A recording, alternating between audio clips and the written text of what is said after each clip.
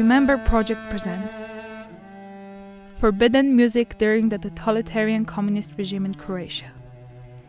During the communist regime in the former Yugoslavia, especially in the first decade after World War II, many musicians came under strict control. The authorities monitored their daily lives and influenced their creativity and career. Boris Papandopoulou, 1906-1991. Boris Papandopoulou is a Croatian composer and conductor of Greek and Russian Jewish descent. He was the son of Greek nobleman Constantin Papandopoulou and Croatian opera singer Maja Stroci Pečić. He is the most distinctive Croatian musician of the 20th century. He made his debut as a conductor at the age of 21, and at the age of 24 he performed his own concerto for piano and orchestra. He is the author of concerts, operas, ballet music, music for spectacles, theaters, and films. During the war, he was an employee of Radio Zagreb in the independent Republic of Croatia. For this reason, after the creation of Yugoslavia, the communists banned him from any work and performances in the field of music. This ban lasted 20 years. Thanks to his musical connections with Jakov Gotovac and Karl Orff, he was able to compose and even play music, but anonymously.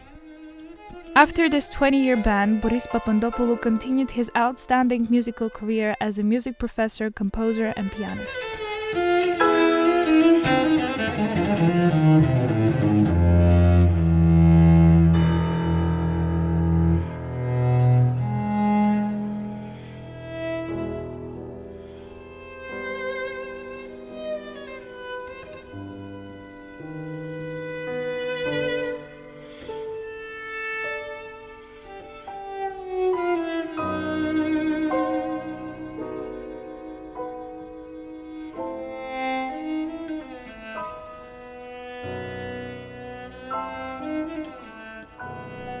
Božidar Kunc, 1903-1964. The Croatian composer and pianist grew up in a musical atmosphere. His father was a cellist and a singer, and his sister, Zinka Kunc Milanov, later became a world-famous prima donna. He began composing at the age of 12. Besides musical education, he graduated in law and developed a musical career in Europe. After World War II, he was allowed to work, so he continued to teach at the Zagreb Conservatory. As a Croat, and different in thinking, he was always isolated and his career was hampered. In 1951, Božidar Kunc was forced to leave Yugoslavia. He went to live with his sister in America and began teaching music in New York. He died in 1965 in Detroit. Due to the ban imposed by the communists, his 1930s works, such as Winter, Death of the Carnival, and the Elda's love songs, were left in oblivion.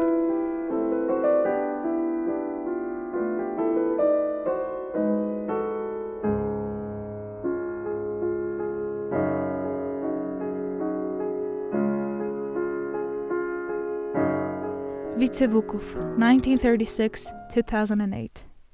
Vice Vukov is one of the most famous Croatian singers in the 1960s.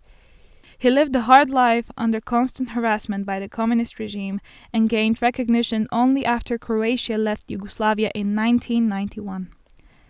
As a performer, he became famous in the 50s with the song Peacefully Flowing River, and then participated in all festivals of pop music in Yugoslavia. He is the most awarded singer in the whole country.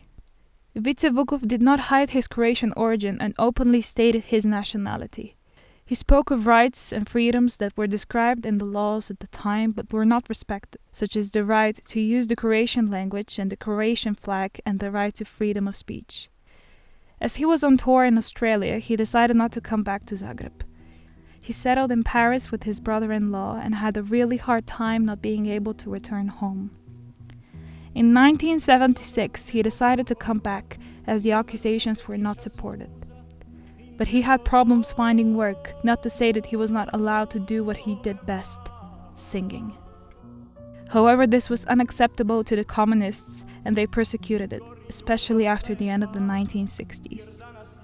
The pressure increased during the so-called Croatian Spring in 1971 and in 1972, and the communists decided to arrest him. In 1989, Vice Vukov anonymously published an album signaling political change.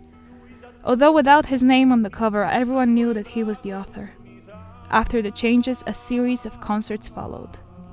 After the collapse of Yugoslavia, he was elected to the Croatian parliament and pursued a political career. He received well-deserved recognition and respect. His life ended with a strange accident. He fell down the stairs of the parliament in 2005 and fell into a coma from which he never recovered.